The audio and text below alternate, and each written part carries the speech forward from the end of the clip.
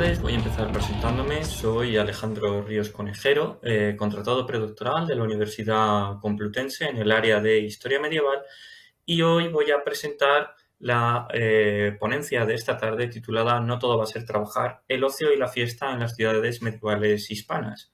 Me gustaría empezar dando las gracias a la organización y a la Fundación Bodas de Isabel, en particular y en especial, por invitarme a participar en este 9º Congreso Internacional de Fiestas y Recreaciones Históricas, dedicada en este caso a las fiestas y los placeres.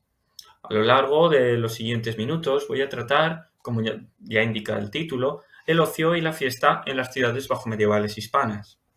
El ocio, ese tiempo en contraste con el trabajo que rellenamos con hobbies o actividades que nos son agradables.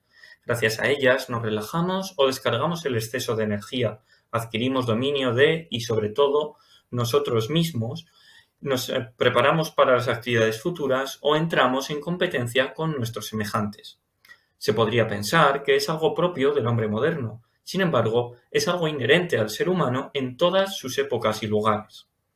En la Edad Media podemos encontrar el juego en todas partes, desde los niños y adolescentes, que gracias a él aprenden y se preparan para el día de mañana, hasta las grandes festividades como ferias, competiciones deportivas y de destreza, como el tiro con arco, o los más que conocidos torneos y justas, recurso usado en un sinfín de novelas, series o películas ambientadas en el medievo.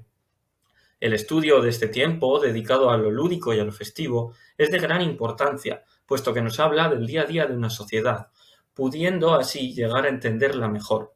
Tanto es así que si no entendemos esto, ni lo tenemos en cuenta, solo tendremos una visión sesgada del pasado y de la realidad, ya que el ocio es lo que complementa y forma un todo con el trabajo y el tiempo cotidiano. Lo que planteo en esta intervención es hacer un brevísimo recorrido por las fiestas y actividades lúdicas propias de las actividades bajomedievales hispano-cristianas. Dejaré de lado aquí las festividades de las ciudades musulmanas del sur peninsular, porque nos llevaría demasiado tiempo explicar ambas, sus similitudes y sus diferencias.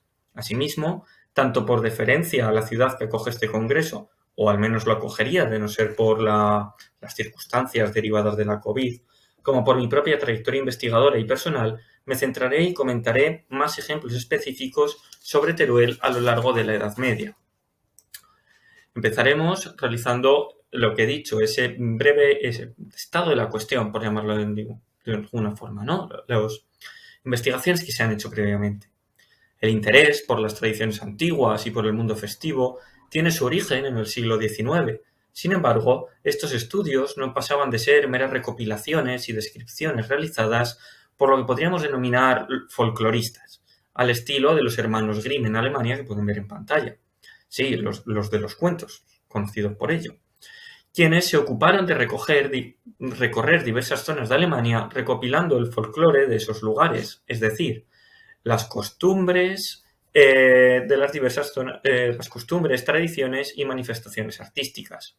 Con el auge de las ciencias sociales como la etnología o la antropología, estas investigaciones adquirieron un carácter más científico, dotando a la fiesta y el juego de un significado propio. Sin embargo, no será hasta la segunda mitad del siglo XX cuando empiecen a plantearse análisis por parte de historiadores, aunque siempre dentro del campo de la historia cultural y de la historia de las mentalidades. Un importante exponente en este sentido fue Michael Bachtin, historiador y filósofo del lenguaje, quien realizó un importante estudio llamado La cultura popular en la Edad Media y el Renacimiento, el contexto de François Rabelais. No obstante, por el contexto político del momento, él era soviético, su pensamiento y sus obras no llegaron a Occidente hasta finales de los años 70, tras su muerte. En Occidente, estos asuntos verán su mayor auge con la tercera generación de Annales, escuela de historiadores franceses que, inspirados por autores como Lucien Febvre, Jules Michelet o Michel Foucault, se interesaron por estudiar la cultura, frente a sus predecesores centrados en estudios económico-políticos. Destacan aquí personajes de la talla de Jacques Le Goff. En español destaca Julio Caro Baroja, antropólogo e historiador, como uno de los pioneros en este área, con su libro sobre la fiesta del carnaval. La estela de este prolijo autor ha sido seguida por otros, aunque fijando su mirada en distintos aspectos del mundo festivo. Será el caso de Miguel Ángel Ladero Quesada, quien estudió los diferentes tipos de fiestas y sus características, así como los elementos que las componían. Frente a este tipo de estudios más descriptivos, hay otros que pretenden ir más allá, como los de Fernando Rodríguez de la Flor, centrándose en el discurso ideológico y propagandístico tras las fiestas. En cuanto a Aragón, contamos con algunos autores que han hecho incursiones en este campo, como José Luis Corral, María Pilar Agudo o Mariluz Rodrigo Esteban, quien centró su tesis doctoral en la vida cotidiana de la Daroca bajamedieval. Hecho este brevísimo pero necesario recorrido por la historia de las investigaciones históricas y sociológicas sobre las fiestas, entraremos ya a comentar sobre el ocio y las fiestas en el medievo. Y volviendo al tema, empezaré realizando una pregunta que ya en la época medieval fue origen de reflexión y debate. ¿Son el ocio y la fiesta una necesidad humana o una actividad pecaminosa? Al igual que hoy día, todas las actividades tienen sus defensores y sus detractores. Lo mismo ocurría con el ocio en el periodo medieval, basándose sus censuradores en que la pasión suscitada por estas actividades podía llevar a cometer excesos y actividades impropias del ser humano.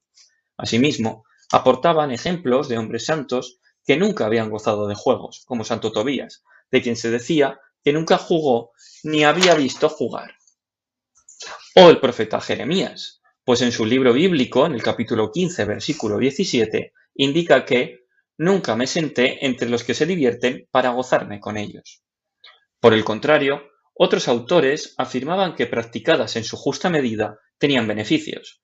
Esta será la postura de personas como Santo Tomás de Aquino, quien decía que el alma tenía necesidad de recreo, rechazando a quien no practicara juego alguno, pues eso lo convertía en agreste y molesto al trato.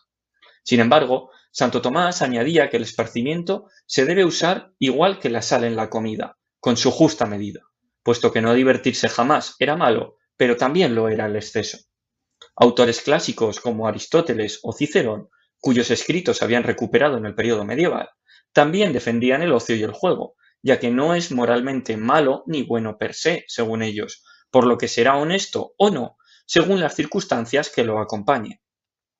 De este modo, se verá el ocio como algo necesario, un alivio y descanso del día a día que romperá la monotonía y la unidad de una cansada vida. Más aún durante el siglo XIV, época plagada de hambrunas, pestes y guerras, por lo que será necesaria una forma de evadirse, aunque por un breve tiempo, de las penas y calamidades que acechaban. De igual manera, las fiestas ofrecían una salida a la violencia y los conflictos sociales, dando soluciones pseudo-pacíficas a situaciones potencialmente violentas. Piénsese aquí en las competiciones deportivas, aunque bastante más agresivas y peligrosas que las actuales, que permitían a los diferentes bandos enfrentados medirse entre ellos. Sin embargo, sí había juegos que no eran aceptados, llegando en ocasiones a estar prohibidos, dado que abrían las puertas al vicio y hacían que la gente violenta y contraria a los preceptos divinos. La mayoría de estas restricciones hacen referencia a los juegos de azar y de apuestas, a causa de los cuales se generaban blasfemias y reyertas, así como la ruina de los perdedores que veían imposible realizar sus tareas como cabezas de familia.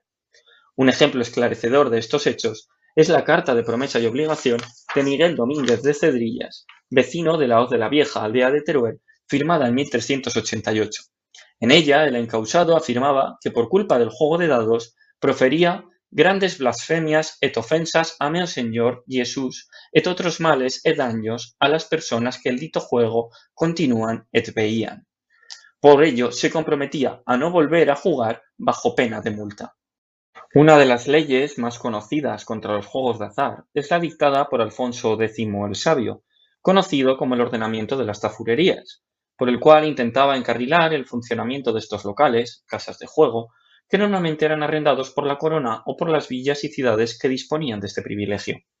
Igualmente, el caso turolense cuenta con varios ejemplos de estas prohibiciones. La primera de ellas se trata de una ordenanza de Pedro II, fechada en 1208, por la cual proscribía los juegos de apuestas en Teruel. En 1454, los regidores de la misma ciudad volverán a vetar estos juegos en la misma, por lo que vemos que esas leyes eran continuamente incumplidas. A pesar de que no explican las causas del veto, sí que las encontramos en un estatuto similar en Daroca en 1414, en el que se especifica que muchos e diversos vecinos e habitadores de la dita villa e de otras personas se echaban al oficio de tafurería, et jugaban por los tableros en no usaban de sus oficios, por las cuales cosas se ende seguían escándalos, muertes, et otros muchos inconvenientes, et muchos fijos de buenos hombres se facían tacaños. En contraste con estas leyes, nos encontramos las zaragozanas, en las cuales se prohíbe el juego en todos los lugares excepto en las tabernas, donde se venderán los vinos propios. Tabernas y bares que eran, al igual que hoy día, uno de los espacios de socialización y ocio por excelencia, lugar de reunión y carácter festivo. Frente a estos pasatiempos, los moralistas aconsejaban otras diversiones mejor vistas, basadas en la práctica del deporte, y juegos que ayudaban a pensar y agilizar la mente. En las partidas se especifican las actividades a las que el monarca puede dedicar su tiempo libre, concretamente, oír cantares e sones de instrumentos, e jugar ajedrez o tablas e otros juegos semejantes. Estos juegos de mesa, al contrario que los de azar, eran considerados como algo propio de gentes civilizadas, ya que requerían de una maestría practicarlos y ayudaba a desarrollar el intelecto. Igualmente, Alfonso X también destaca la ventaja de estos juegos, a los cuales dedicó un libro entero, puesto que pueden practicarlos hombres y mujeres, viejos y niños, libres y cautivos, en tierra o en mar, de noche y de día, con buen o con mal tiempo. Por todo ello, no es raro que en los inventarios de bienes de gentes pertenecientes a la oligarquía se citen estos pasatiempos, como se describe en el inventario de Pedro Sánchez Muñoz, turolense fallecido en 1484, en donde se enumeran 2 tableros grandes de escaques, como el ajedrez, e más uno plegadizo de taulas o escaques. Es decir, que por un lado llevaría el tablero de los escaques y por el otro el de las tablas. Frente a estos pasatiempos más tranquilos, encontramos otros que sí exigían de actividad física importante, como son las actividades cinegéticas. A pesar de que eran una ocupación practicada por todos los sectores sociales, solo la élite se dedicaba a ella con fines lúdicos. En cambio, la gente del común usaba la caza y la pesca como medio de subsistencia. A través de ella, el estamento superior no solo se entrenaba para la guerra y daban rienda suelta a sus instintos más violentos, sino que también le servía como una forma de relacionarse con otros miembros de la élite. Sabemos de la existencia de 2 formas distintas de caza, la cetrería y la montería, perdón. La primera de ellas consiste en la caza de pequeñas presas por medio de aves. Esta práctica queda reflejada en diferentes fueros, ya que se legisla sobre qué pasaría si una persona matase a uno de estos preciados pájaros. Junto a ese testimonio, la altanería también queda expresada en la iconografía, como se puede observar en la imagen. Motivos y escenas relativas a caza mayor, como jabalís en su gran mayoría, también quedan reflejadas en la iconografía. Pueden aquí ver 2 escenas de la techumbre de la Catedral de Teruel. Como podemos ver en la imagen superior, un hombre alancea un jabalí acosado por una jauría de perros. Gracias al fuero de Teruel, sabemos que se empleaban distintos tipos de perros para la montería, puesto que se dan multas distintas a quien matase un perro dependiendo de la raza de éste. Unas páginas después, el mismo código legal nos habla sobre diferentes formas de caza, con venablo o ballesta, con perros o con cepos. Junto a ello, hace una enumeración de las piezas que se encontraban por la zona: jabalí, ciervo, cabra montés, liebre, conejo, perdiz, entre muchos otros. Vistos estos entretenimientos con los que las gentes del medievo podían rellenar sus momentos de ocio, pasamos a hablar de los grandes festejos, las fiestas y celebraciones que implican a gran número de personas, ya fuera como participantes directos y activos o simplemente como espectadores pasivos, ya que al igual que hoy día, muchas de las celebraciones tenían lugar en espacios públicos, como las plazas, calles o incluso en las iglesias. Según su eventualidad, podemos dividir estos eventos en ordinarios y extraordinarios. Hablamos de celebraciones ordinarias cuando éstas se rigen por un calendario normalizado, teniendo una periodicidad, anual, bianual, semanal, etc., pero que sea continuada y constante en el tiempo. La más común es el domingo, día consagrado al descanso en la religión cristiana y en la cual estaba prohibido trabajar, llegando en algunas ciudades como Barcelona a legislarse en contra de aquellos que incumplieran el descanso dominical. Norma que, al contrario, no afectaba a musulmanes y judíos, pues sus días de fiesta son otros. Se trataba de un día en el cual, aparte de reposar del trabajo, se podía ir a tabernas, a comer, a beber o se podían efectuar bailes u otras formas de entretenimiento colectivo, ya fuese en casas, haciendo reuniones privadas o en la propia calle. Las fiestas más importantes solían encuadrarse dentro del calendario litúrgico, destacando el ciclo de invierno iniciado con la Natividad y que termina con el Carnaval y la Pascua. Otras de las celebraciones importantes serían el Corpus Christi o los patrones de cada localidad, si bien no todas las fiestas fueron iguales, puesto que ni se desarrollaban en las mismas fechas ni en los mismos ámbitos. Junto a estas festividades de carácter religioso, encontramos también otras cívicas, que normalmente conmemoraban eventos importantes para la ciudad. En este sentido, la fiesta cívica funcionó como instrumento performador de la memoria y de la conciencia histórica de las comunidades, sirviendo en muchas ocasiones para la propaganda urbana, porque las oligarquías emplearon una serie de recursos para expresarse ritualmente en todos los niveles, comunicando una imagen ideal de sí mismas con la que deseaban influir ante el resto de grupos y presentando una imagen teatral y utópica de las ciudades. Un buen ejemplo de estas festividades lo podemos encontrar en Sevilla, donde cada año se conmemoraba la conquista de la ciudad a los musulmanes por parte de Fernando III al mando de los ejércitos castellanos, mientras que en otros momentos, aprovechados para la realización de fiestas, era durante las ferias o mercados, eventos que por la cantidad de personas reunidas y ambiente generado superaban con creces el carácter económico primario de ellas. En oposición a estos festejos, nos encontramos con aquellos que se realizaban para conmemorar una eventualidad ocurrida en un momento concreto. Son los extraordinarios. María Senjo habla aquí de fiestas menores, las relacionadas con las familias y los gremios, frente a las mayores, como pueden ser las relativas a la monarquía. Encontramos entre las primeras las fiestas organizadas por asociaciones como gremios o parroquias, a través de los cuales estos grupos buscaban reafirmar su pertenencia a un grupo social. Normalmente, en este tipo de eventos, la parte más importante era el compartir la comida y la bebida en un banquete, y solían celebrarse anualmente, coincidiendo con la festividad de su patrón. Si bien también se reunían con ocasión de eventos extraordinarios, como defunciones de miembros del grupo, u ocasiones que por los eventos y el contexto que le estaba aconteciendo alrededor de ellos, debían formar una asamblea. Las fiestas familiares son aquellas relacionadas con los sucesos que ocurren dentro de una determinada familia, tales como matrimonios, nacimientos o funerales, igual que hoy día. A pesar de que solo afectan de forma directa a los miembros de este linaje, a los allegados, los criados y la clientela de la familia, su presencia se hace notar en toda la urbe, sobre todo si es de la oligarquía, reforzándose de ese modo el sentimiento de grupo y su posición dentro del cuerpo urbano. La desmesura y la ostentación de la que algunos miembros de las oligarquías hacían gala en estas celebraciones llevó a exigir una regularización de las mismas. Podemos encontrar ejemplos de ello en la Huesca de finales del siglo XIII o en Zaragoza, ya que en 1430 el concejo zaragozano prohibía hacer regalos en las bodas, exceptuando eso sí a los contrayentes y a los parientes próximos. Cuando estos mismos acontecimientos tenían lugar en la familia real, generaban una gran expectación, siendo celebrados en todos los rincones del reino, sumándose las ciudades y sus pobladores a las alegrías o penas de la familia real, lo cual servía para enviar un mensaje político de adhesión a la corona. Hay que mencionar, además, un tipo de celebración propio de las ciudades, las entradas. Las más llamativas son las que se realizaban en honor del soberano cuando éste llegaba a la ciudad. Ahora bien, no eran privativas de la monarquía, sino que también se recibía con honores a miembros distinguidos de la nobleza o el clero.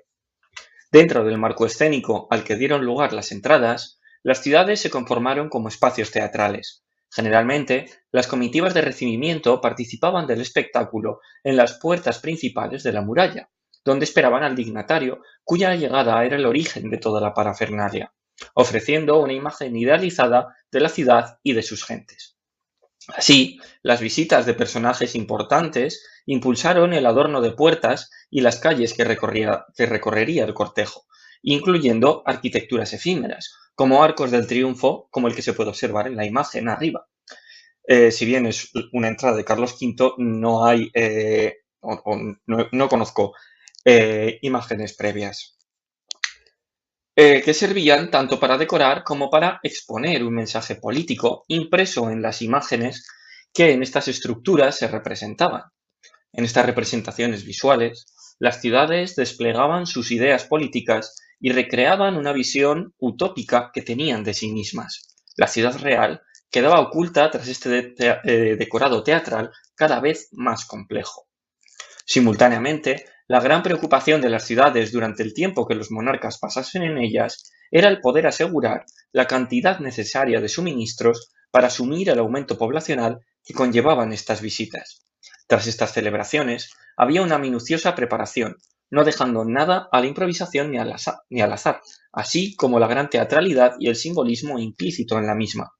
También observamos el gran coste económico que ha de afrontar la ciudad donde se realice, siendo excesivamente gravoso, puesto que no solo es la preparación de todos los festejos y la decoración, sino que se debe, asimismo, asegurar la existencia de provisiones para toda la ciudad y el cortejo real.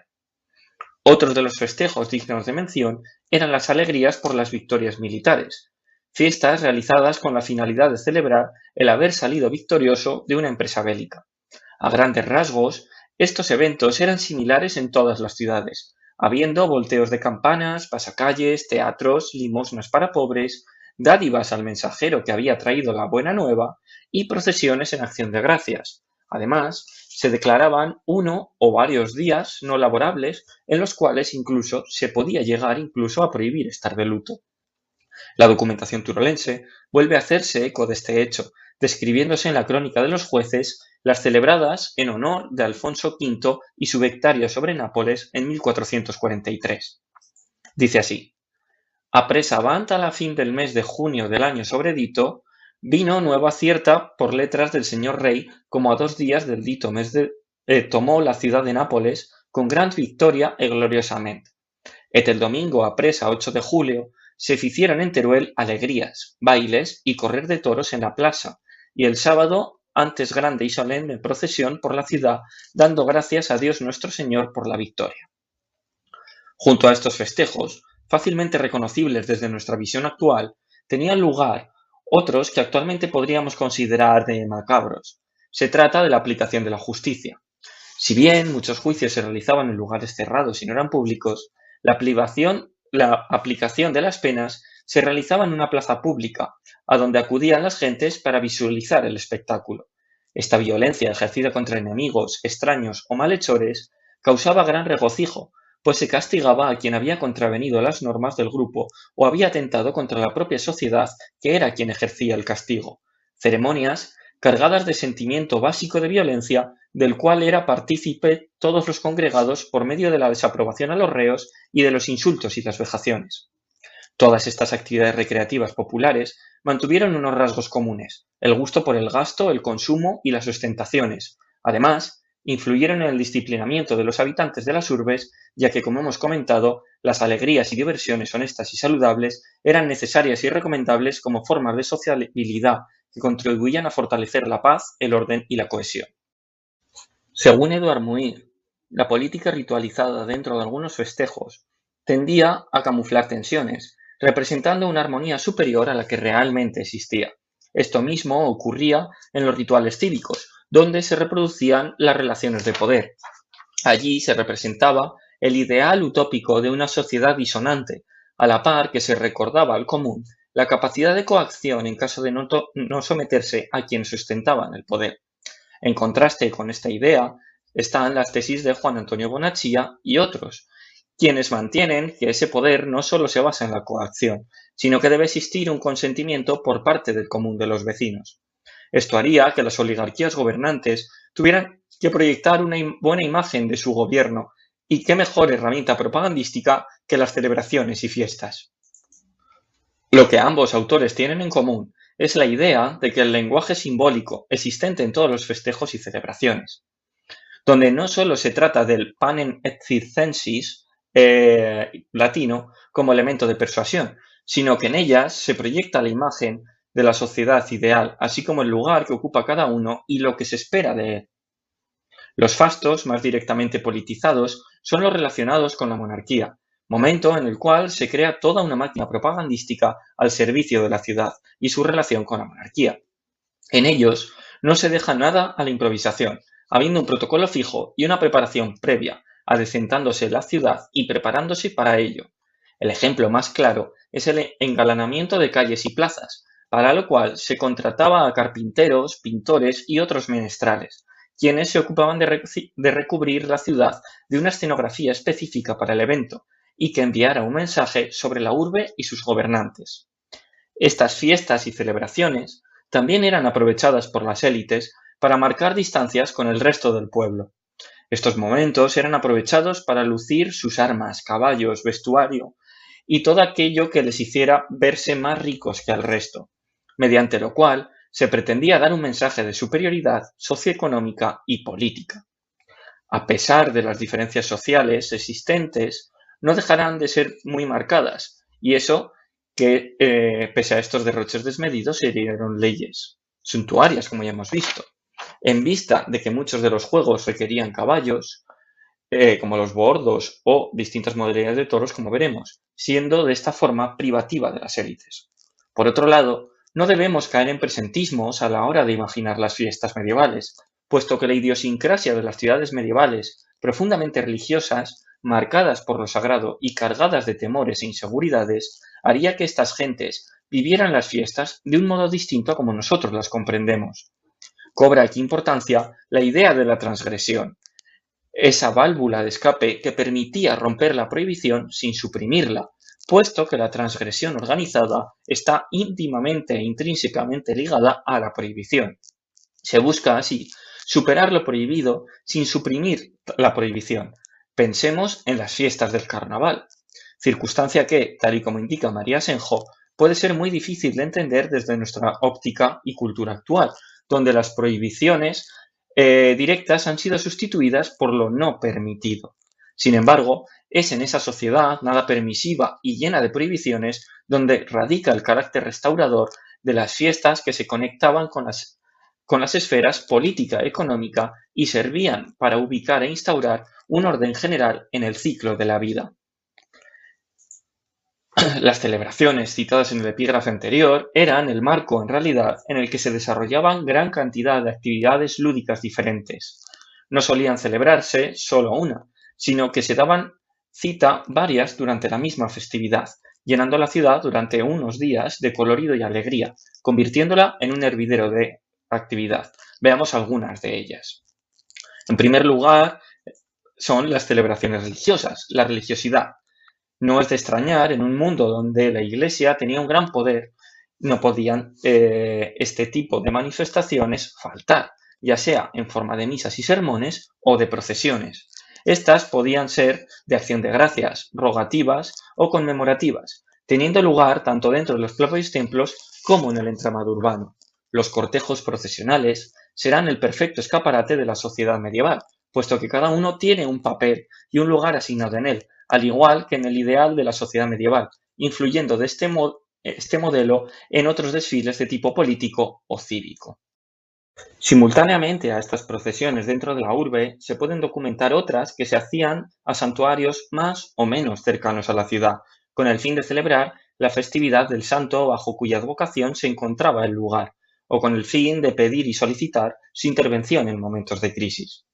Para el caso turolense, contamos con dos ejemplos de este hecho durante el siglo XIV. Una a la Fuensanta, un santuario sito en las cercanías de Villel, una población a 20 kilómetros de Teruel, y otro hasta Daroca, con el fin de hacer una petición durante una epidemia ante los corporales, una reliquia que allí se custodia.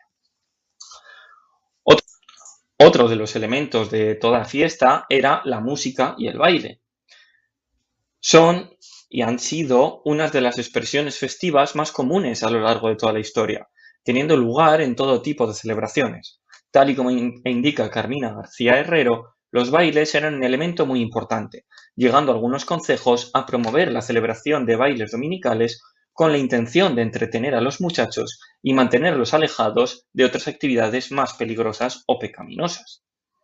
A pesar de que podemos documentar su existencia, así como la de danzantes y juglares, no podemos saber los bailes o canciones que se hacían en la época, ya que la mayoría de los legajos que conservamos que hacen referencia a ellos son contratos y albaranes. En relación a los músicos, sí somos más afortunados que en lo referente a las danzas, puesto que gracias a la iconografía podemos ver los instrumentos que se usaban y algunos se han recreado. Si bien casi no se conservan partituras de música popular, ya que seguramente los músicos ambulantes aprendían de memoria las composiciones, algo que no ocurre con la música religiosa, que sí conocemos mejor gracias a los cantorales conservados. Las artes practicadas por los juglares, ministriles y cantadores eran realmente apreciadas en la época, a juzgar por las noticias que tenemos de las recompensas con que monarcas, nobles, concejos o gente privada los premiaban, hasta el punto de consideraban la música que la familia real tenía juglares contratados, si bien parece que su adscripción a la corte no les impedía realizar actuaciones frente a otros públicos. Un buen ejemplo de ello es que la embajada enviada por Teruel a Zaragoza y Barcelona para entrevistarse con Pedro IV en 1366 contrató en varias ocasiones a los juglares del rey, de la reina y a los del infante Martín, lo que implica que cada una de estas casas, la del rey, la de la reina y la del infante, tenían a su propio grupo de músicos privado. Asimismo, gracias a los albaranes, conocemos a 3 juglares turolenses para fechas similares, concretamente entre 1370 y 1388, Domingo Gonzalvo y Gonzalvo Domínguez, vecinos de Teruel, y Luis Sánchez de Sarrión, vecino de esta población turolense. Uno de los juegos de caballería medievales por excelencia, mezcla de fuerza, equitación y puntería, era los boordos.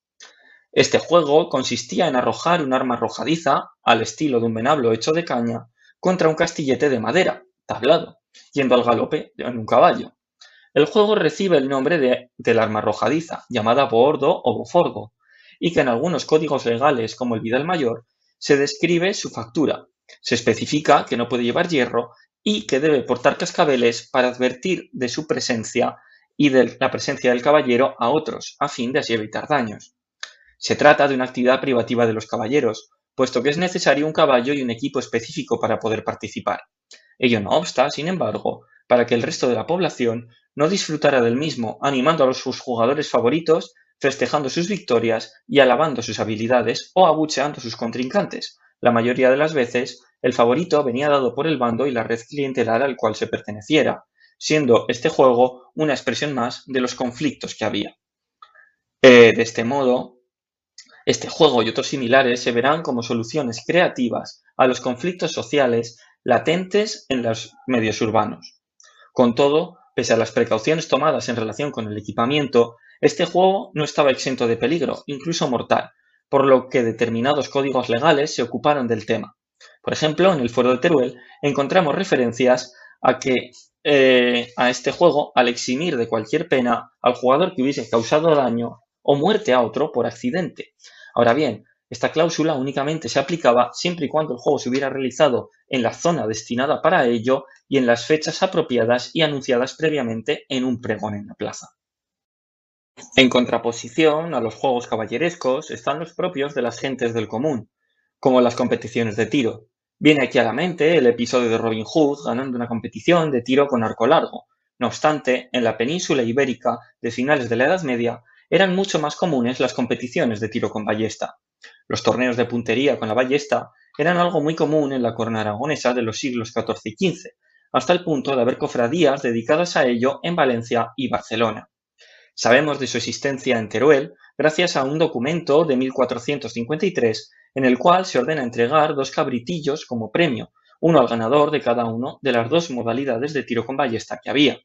La división de estas 2 categorías está basada en el tipo de ballesta citadas en ese mismo documento, la de martinete y la ballesta de seguida. Otro de las manifestaciones era el correr de toros. Se trata de uno de los componentes cuya ausencia sería impensable en las fiestas organizadas por los concejos bajomedievales. En ellos se aunaba la habilidad guerrera y cinegética del participante directo, mientras que se revelaba como una excelente forma de escape de los instintos violentos de todos los asistentes y del lucimiento personal del lidiador que mostraba su pericia y arrojo. Mariluz Rodrigo Esteban distingue 2 formas, a pie y a caballo. Ambos son espectáculos muy violentos y sangrientos, pues el objetivo es herir al astado mediante lanzas o garrochas hasta la muerte. Espectáculo que exhibe el sentir básico de violencia con catarsis al realizarse de forma colectiva. Con el tiempo, esto fue evolucionando hacia algo más parecido a los toros ensogados o el correr de toros que conocemos hoy día. Al mismo tiempo, la participación de hombres montados fue disminuyendo, incluyéndose la figura del lidiador a pie, lo que hacía que aumentase el riesgo y por tanto la emoción. Cambio motivado por lo caro que era la realización de este tipo de festejos únicamente para que solo pudieran participar en él de forma activa aquellos que poseyeran caballo. Estos festejos tenían lugar en las plazas de las ciudades, normalmente la Plaza Mayor.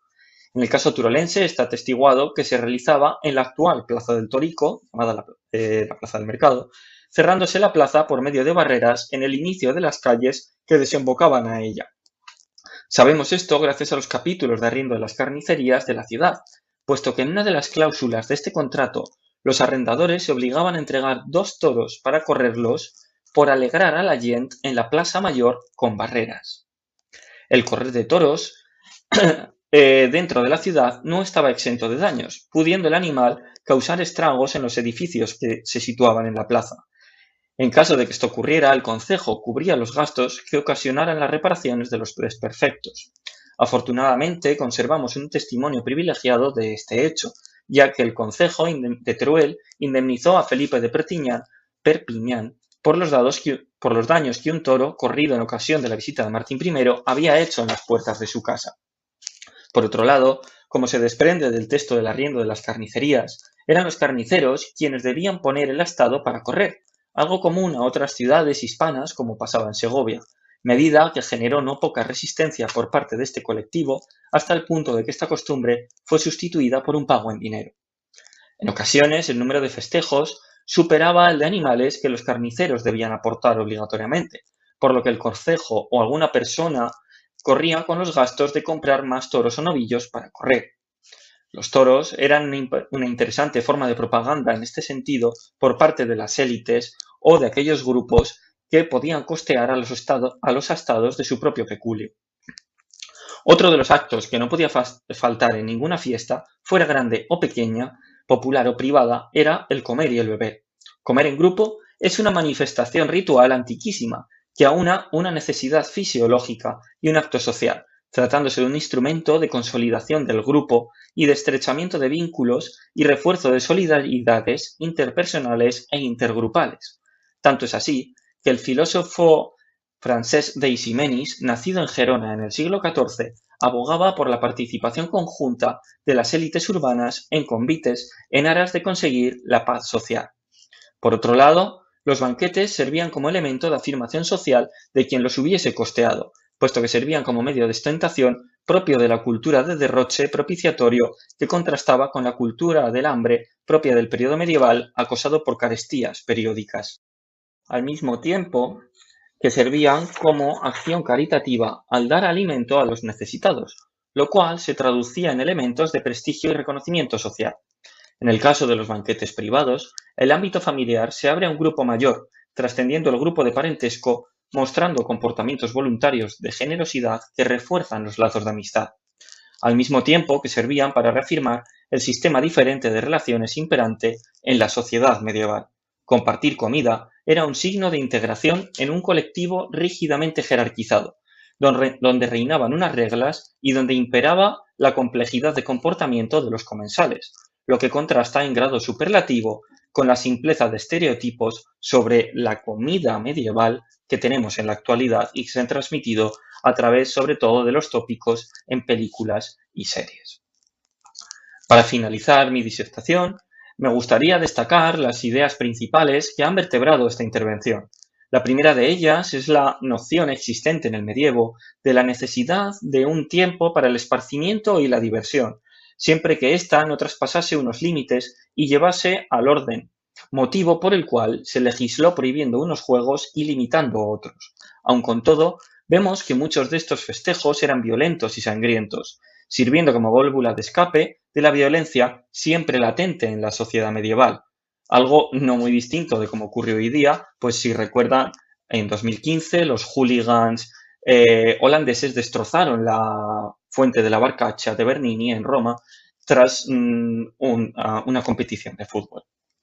Otra de las ideas es la diferenciación en las actividades lúdicas, pues si bien muchas se daban en el mismo marco espaciotemporal, unas estaban vedadas a las clases menos pudientes, ya fuese por normativas directas o por la necesidad de poseer un equipamiento específico para ello.